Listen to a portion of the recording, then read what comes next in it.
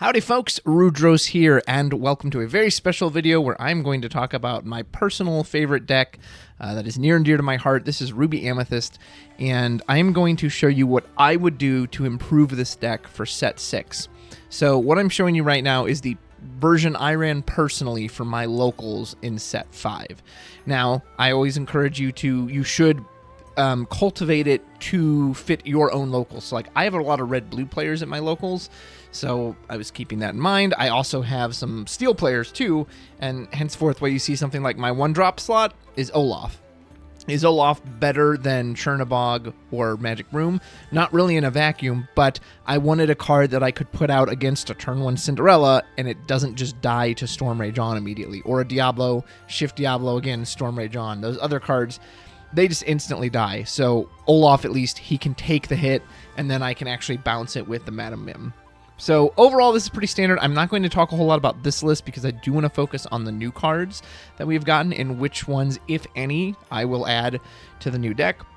I have a few little tech slots. Again, most of this, the Flynn Rider Sisu package is your bread and butter 2 and 3.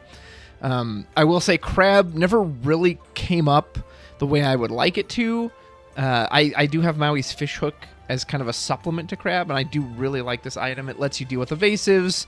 It lets a Maui take out any location or pretty much any character, which is awesome. Yes, it's a little slow, but it's a personal pet card for me. And the moment I put it back in, like, I just started winning again. It's one of those weird cards where when I play blue-red, despite having 4 popsicles, I can't draw one on turn 1 to save my life, but somehow I can always find the fish hook even as a 1-of. So it's a card I'm personally fond of and I personally get a lot of success with.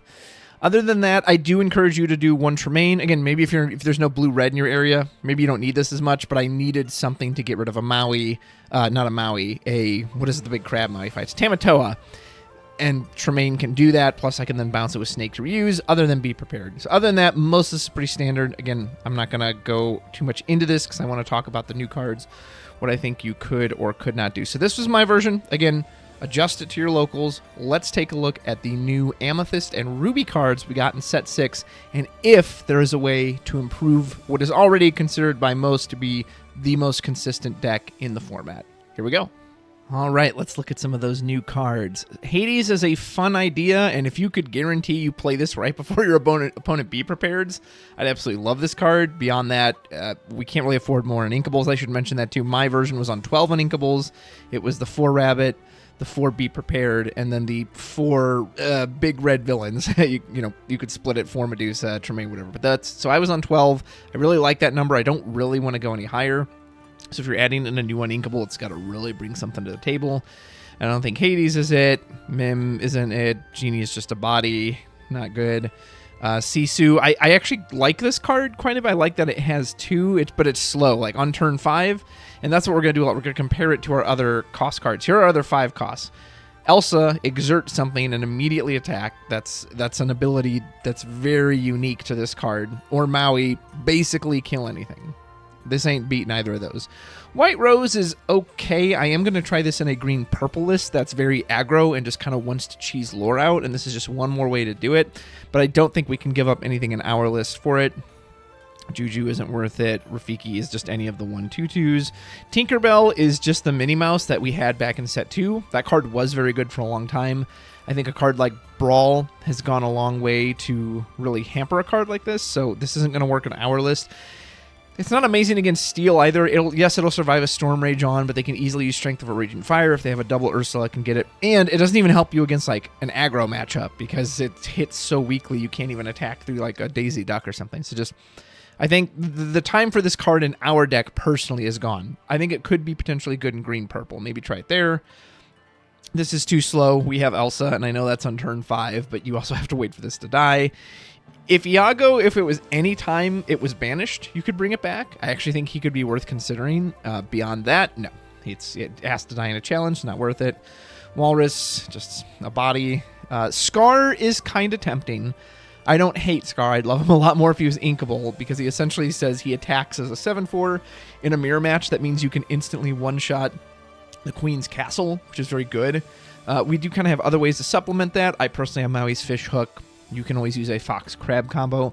I love that he quests for 2 as well, but again, on turn 6, usually when I'm playing Ruby Amethyst, unless I'm going against red-blue, I'm usually chasing down my opponent. Rarely do I have the luxury that I'm dictating the tempo, and almost always on turn 6, I'm playing Medusa. If I'm lucky enough to be like, oh, actually, I can castle and move 2 things to it this turn. Awesome. But usually I'm having to attack something or like blow something out.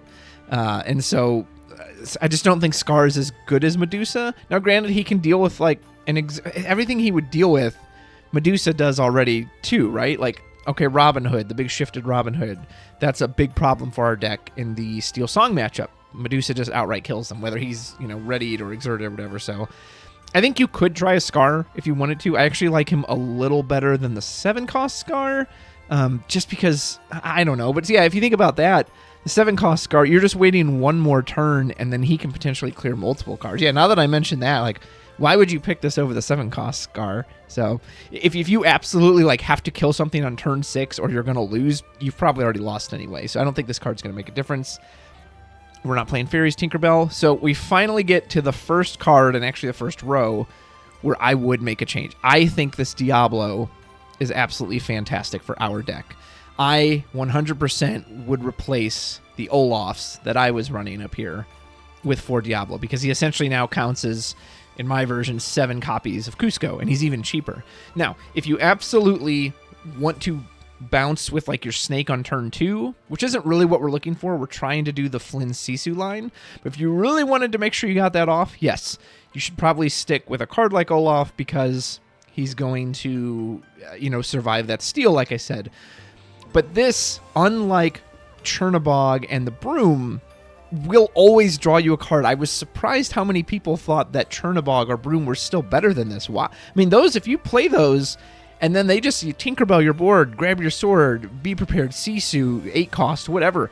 No, you don't get the card draw off of it. Diablo says you always get a card draw. So I am very high on this card. It's one of the reasons I love Cusco so much, because I love putting out a Cusco, even if I know he's going to die in the next turn. Who cares? He's going to replace himself. So I love this card. The only time it sucks is against aggro. But again, if I'm against aggro, if they put down a Daisy turn 1, Olaf's not doing anything anyway, nor would I run my Chernobog into a Daisy to put 2 damage on her and then just die anyway. If a Daisy comes out, I'd have to Fox her on turn 3, and then I'm bouncing whatever my 1 cost is regardless. So I'm very high on Diablo. I think this should absolutely be in your 1-drop slot, or you should at least try it. Apparently, when you click on the card and go back, it loses your search settings. Sorry about that. March Hare Rush is so weird. It feels like this card should maybe have Evasive instead. I'm not rushing for 2 damage on 4. We have a Fox for that. Carpet, it just way too susceptible to removal. It's basically the Minnie Mouse or the Tinkerbell, but instead of evasive, it has 1 extra lore. If I'm gonna go in on that, if you want heavier questers, I would honestly just go on the evasive. I think that's overall better than the 1 extra lore. Rafiki's far too expensive, and we are not playing any shift targets, which is a shame, because the effect could be really good if you can get him to stick around, and his stats are really good, but he's just way too expensive. Okay, Genie. So this is one I had someone at Locals, and I've heard other players talk about. This is better than Rabbit. Oh my gosh, this replaces Rabbit. For me personally, this is not better than Rabbit, and it's not the first Genie card I've heard that about too. There is the Genie that he quested and put himself back in the deck and drew 3, and people said that, oh, this is better than Rabbit. I think Genie is worth trying, 100%. But better than this guy? Better than Rabbit? Now look, they're very similar, right? Both 4 cost, uninkable. Similar bodies. Genie has the better body at a 2/4. He's also evasive. That's better than Rabbit. He also gets 2 lore. Like, that's 3 points in Genie's favor, and I 100% do not deny that. However, he only draws a card on entry. The reason I play Rabbit is so that every Rabbit I play, when I bounce it, essentially becomes 4 cards at minimum. Because if you bounce a Rabbit, entry draw, exit draw. You play him again, entry draw, and if he dies, you drew again. This 1 card got you 4 cards. I think Genie is absolutely worth trying, and I am going to try it out. I'll probably do a split. I'll probably go like 2 Genie, 2 Rabbit, because evasive with a 2 lore is good. That is a really good stat line, and he draws on entry. So I think this card is good, but like the Rabbit, he's going to die to most of the same things, When it comes to steal removal, usually at that point, if they can hit you, if they can hit you for 3, they can usually hit you for 4. Like once it's starting to get to this point of the game, they have a double Singer Ursula, or they have Strength of a Raging Fire, or whatever else. You know, he dies to 2 Storm Rage Ons just like Rabbit does. So, and I don't know, like I will try it. I think this one is worth trying, but I think ultimately at the end of the day, my guess is it will be worth it to keep the Rabbit, because the double draw, I think you will really start to miss it if you go all in on Genie. And when you play a Genie and then they immediately wipe it out with a Sisu, which often happens to me because, again, I play so many red-blue players, I think you would really miss the, oh, yeah, I didn't get that extra card. Damn, that sucks. Sisu's Dragon specific. We don't want that. Mim would be the worst Mim in our deck. It's uninkable, and we do not have a card like Chromicon to keep abusing the effect. Yzma's just too slow. She's just way too slow. Odie, we're not super heavy on the songs. That doesn't really work. Peter Pan, again, I'd rather wait one more turn and play the Elsa, which has better stats, will stick around, can immediately attack as Inkable herself. We're not trying to mill, so Hatter, Teapot on birthday, we're not doing. This Genie is just, we just can't get a good Amethyst legendary, man. It's depressing. Yeah, we can't go in on a card like this. Making Magic, too expensive. Lose the Way is okay. I mean, I guess maybe if you know you're against a ton of aggro, this could potentially be worth running, but other than that, like, I just don't love it. This card's too expensive too. We're not really playing any sorcerers. You're better off playing Finders Keepers for the same cost, and then it's also inkable. So if you want to go in on the Finder Keepers route, that's way better than Half Crown. Maleficent Staff, if you knew that you are playing a mirror match, I actually think you could try this. I'm not 100% sure what I would cut for it. Maybe a crab. Maybe you could cut the fish hook for it. But if you know you're in the mirror match, I think Maleficent Staff could be huge. The problem is, outside of that, it's basically just going to be a dead card in your deck, and I'm not willing to take that risk. But if you're playing a lot of your mirrors, Red, Ruby Amethyst, or Blurple, or Purple Steel, just if you know you're going against the bounce package constantly, try the Staff. I think you'll really like it. Mention the Teapot. I think Pixie Dust is a 1-to-1 worse version of Maui's Fishhook. I think the Fishhook is way better. It's cheaper, so that's a point in its favor. It's inkable. That's another point in its favor. And if you have Maui, which we run Maui's, it can also be used for free, and that comes up quite a bit. Also, the difference between +3 and +2 is huge. +2 on a Fox means it hits for 6. It can't quite take out all those 7 health locations. +3 on a Fox means it can. So I think there's a really strong break point between +3 and +2. Now, the big advantage of Pixie Dust is it gives you both effects immediately, whereas Maui's Fishhook, you have to pick and choose.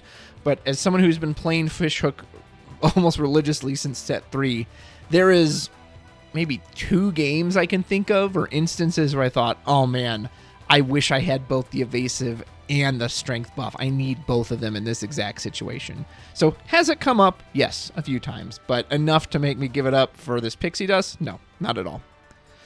And then finally, Fairy Ship and Mystical Tree, neither of which even comes close to replicating the power of the Queen's Castle and the Library, which are incredible locations. So let's see what Ruby has in store for us. All right, looking at Ruby, Mickey is Pirate Focus. We don't want that. Kamakura is just a worse version of Maui. Again, wait one turn to get Maui out, and he'll probably not die to whatever he hits. And this card's uninkable. Bleh. Pirate Focus, not interested. Jasmine, I have actually considered. It quests for 2, which is nice, and then if they are getting early lore, it just starts to pull you back a little bit. That seems really useful. However, when you play a lot of red like I do, you have to expect that's going to get Brawl, and she does not help the Flynn plan. She has 2 strength herself, so she's not going to help boost your Flynns. However, you could go in on this line where your Flynns usually are going to die to Brawl, which mine often do. Sometimes it's rare when Flynn actually gains lore, but it forces a Brawl out of them. So if they burn the Brawl on the Flynn, there's something to be said for, okay, well, here's Jasmine now. Here's another card that, while it's not going to get as much lore, is still going to put on a little pressure, but I still think you're probably better off going with the evasive cards if you're going to do that. If you want a 3-drop that quests for 2, I think you then should go back to the Minnie Mouse or the, what's it called?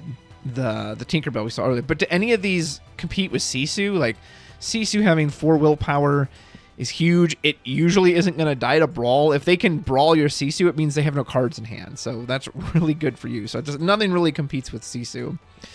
Raya, again, kind of a cool effect, but it's in Medusa range, which isn't great on a 4 cost, especially when you're not even going to be able to take advantage of this until the turn 5 anyway. So just we have better things to do on 4 ink, right?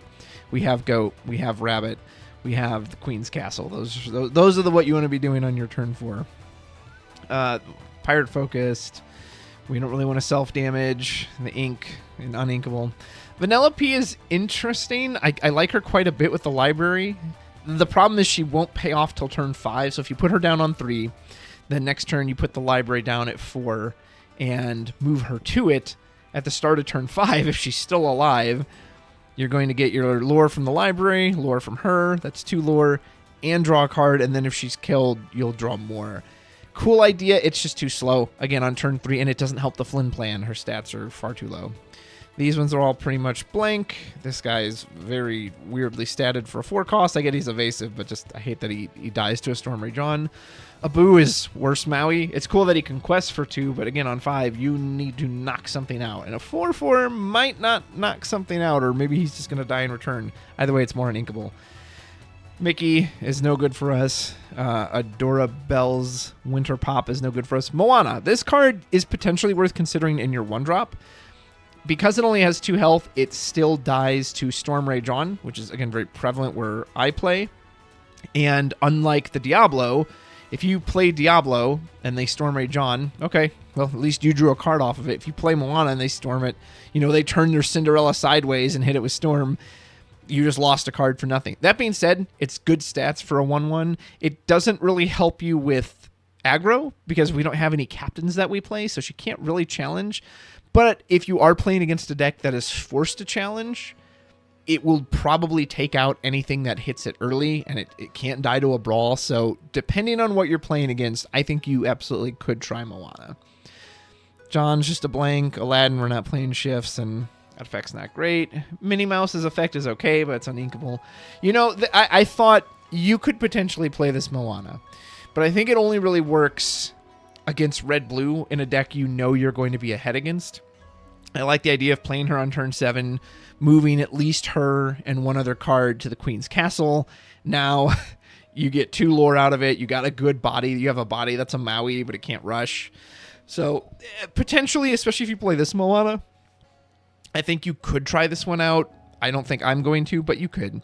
Pete is pretty forgettable because he dies to Storm Rage on. However, you could, if you want to absolutely guarantee that your Flynn gets his trigger off on turn 3, he's kind of an interesting replacement for Sisu, because sometimes, when I'm playing against another deck that runs purple, what I'll do on turn 3, turn 1 Olaf, turn 2 Flynn, turn 3 bounce Olaf with Fox. Now I've got a 4 strengther, but my opponent also playing purple. Okay, I'll Fox as well, and I'll leave the Fox ready so that it can't be challenged, but then they play their own Fox, and now they've just canceled out the Flynn trigger. There is very, very little, unless they're playing this exact card, that is going to have more strength than a 5 cost, than 5 strength on turn 3.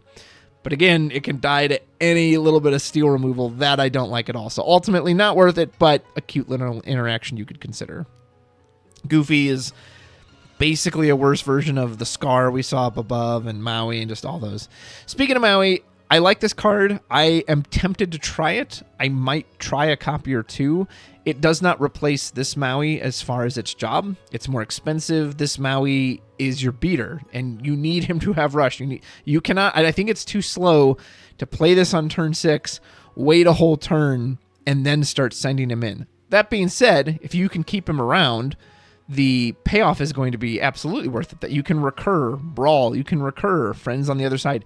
Be prepared. How many times playing against a Steel Song deck and they've wheeled away my Be Prepared, or they pulled it out with Bare Necessities? The fact that he can get this back, that's huge. So I do think he is worth trying for that.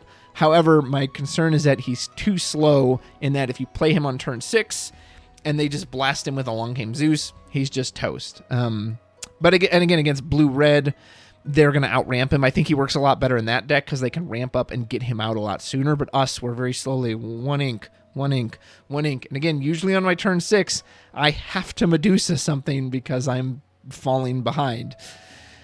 But try him out. Maybe he'll work. Hades is absolutely terrible. way too slow. We don't have the deck build to support it. Tigger's not really pirate focused, but I don't think we really have enough actions to support this, and he doesn't work with the Flynn plan. Scar is an uninkable who dies to Storm Rage on, and if he's alone has to kill himself. Don't love it. Nope, not good, not good. Islands I Pulled from the Sea is worth considering for this particular line of play, because we want to go in on the Flynn plan, right? The strongest thing you can do against most decks, especially if you're going first, is 1-drop. You can play whatever your 1-drop is. You don't even have to. That's actually why there's only 4 1-drops in my list, because the 1-drop point is not really important in red-purple, other than maybe against aggro. Turn 2, you play Flynn. Turn 3, you play Sisu. Turn 4, you play the Queen's Castle. That's pretty much the strongest line you can do, and there are a lot of decks, blue-red being one of them, that especially if they don't have the answers, they will just fold. They will fold to that line of play. Sisu says, if you find the first 2 parts of the line, Flynn into Sisu, and then Sisu on turn 4 can sing The Islands I Pulled from the Sea, you search your deck for the Queen's Castle, now you guarantee have it in hand, and you slap it right down on turn 4. That's kind of cool, but it's also very specific. I don't think I want to take the risk on an uninkable just for that line. I may just draw into castle naturally, or sometimes if I'm behind, I don't necessarily even want to put the castle down. So, but be aware of that one. Energy Blast is way too expensive. Longboat is worse Fishhook for some reason. For the same amount, too, Fishhook also gives something evasive, and itself is inkable, and can give you the power boost. The only benefit of this one is you're saving 1, but nah, not worth it. Play the Fishhook. Gold coins, not what we're looking for. Not what we're looking for, and none of these compare to Queen's Castle or the Library. So those are the cards in Ruby. Let's take a look at the deck as a whole. All right, so this weekend, I am told there is a Super Win-a-Box set championship. Set championships have just spawned out of nowhere, and you have to go to one this weekend. This weekend, without any testing, without any hands-on testing and grinding, what would I do to this list to take it to a set championship? And I'm going to show you that. So we're going to turn this into this. This is the set 6 version of Ruby Amethyst. I would take to a set championship tomorrow if one just cropped up without getting to properly test. And the big changes are the 4 Olaf have become 4 Diablo. I have cut 1 Crab, and I have added in a copy of the library. So now there are 2 libraries, and that's basically it. So as you can see, it's very, very similar to this list. Let me give the same view here for a moment, just so it's easy to see all the cards at once. So again, we cut the 4 Olaf, turn them into 4 Diablo, cut down on 1 Crab, and put in 1 extra library. And those are the only changes I would make. I think the cards for biggest contention for improvement is going to be the Genie Rabbit slot. You could play both. I think that's a little overkill. Again, I don't really want to go above 12, but you could. Notice, too, I'm on 61 cards, and I think that's fine. I know some people live and die by the, it's got to be 60, it's got to be 60. Well, if you live and die by the 60, by all means, cut whatever card you deem most unnecessary. I know a lot of people will probably get rid of Fishhook, but that one is very special to me. So that is my list. Those are my choices. I think I would make very minor improvements. I will test with Genie. I will test with the big Maui Legendary. But again, let's say I don't have the test time and hey, set championship tomorrow. What are you deciding? This is the list I would have the most confidence in. So I will put this list in the deck link in the description below, so you can check out the link there. Those are my thoughts on Ruby Amethyst. It is my favorite deck. It's one I'm very familiar with. I have a lot of experience with. And I'll reiterate one more time, you should also cultivate it to your locals. If you're going to a DLC, that's a little different, but in a set championship, you should mostly know what kind of decks you expect to face. So you can make adjustments, and you should make meta calls and tech calls based on what you think you're going to face. Thank you so much for watching. If you haven't already, feel free to give that like and subscribe button a quick little click. Doesn't cost anything, and it does so much wonders for the channel in helping me bring out more Disney Lorcana content to you. It means so much. Good luck at your set releases. Hope you pull some great cards, and good luck if you pull Ruby Amethyst. Let me know which cards from the new set you think maybe I glanced over and that absolutely should be in here, or ones you fully agree that, yeah, they're just bad for the deck. Thank you so much for watching, and until next time, take care.